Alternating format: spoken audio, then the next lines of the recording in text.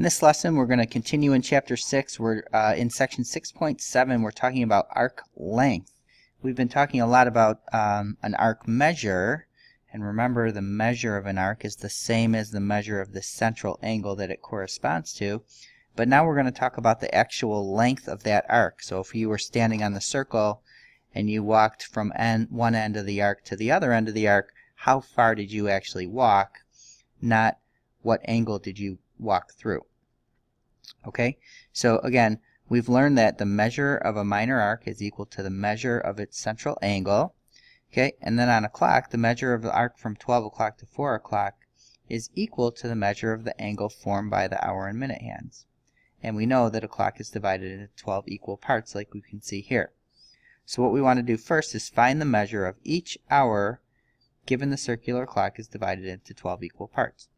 Well, we know that the entire clock is 360 degrees and it's been divided into 12 equal arcs. So we take 360 divided by 12. That gives us 30 degrees, which means that it is 30 degrees between each hour on the clock. So now if we want to find the measure of an arc from 12 o'clock to 4 o'clock, so if it's 12 o'clock, we have the minute hand there and the hour hand here, and then at 4 o'clock, the only thing that's going to change, because the minute hand's going to be back at 12, but the hour hand is going to be over here.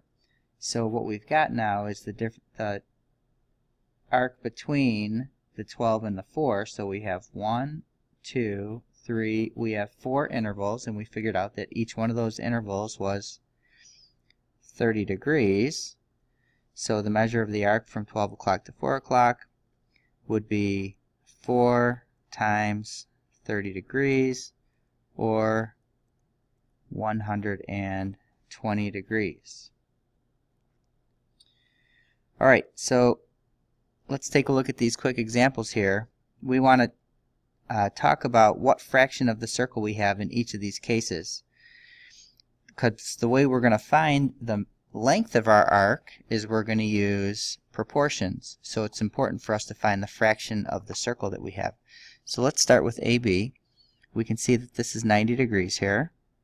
So arc AB is 90 degrees out of 360 degrees, or 1/4 of the circle. And then this 1/4 we're going to be using in our proportions. Alright, moving on to part D. If at any time you want to pause the video and give these a try, and then you can start the video up and check your answer, feel free to do that. So we have arc CED. We can see that that's a semicircle, so that's 180 degrees out of 360 degrees. So that's going to be half of the circle. And then arc EF is what fraction of circle P? Here's arc EF. We can see that's 120 degrees out of 360 degrees. So if we reduce that, that's going to be 1/3 of the circle. Alright, so the measure of an arc is calculated in units of degrees, but arc length is calculated in units of distance. So remember, the measure of arc is an angle measure. Measure of an arc, angle measure, and we measure angles in degrees.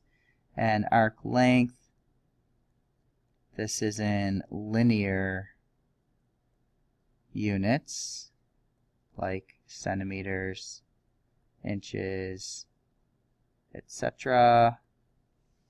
Okay, so arc length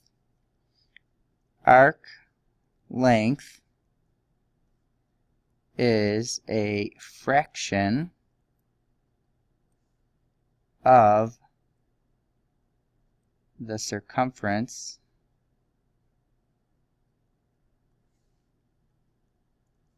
of a circle. Okay, so the fraction that we're talking about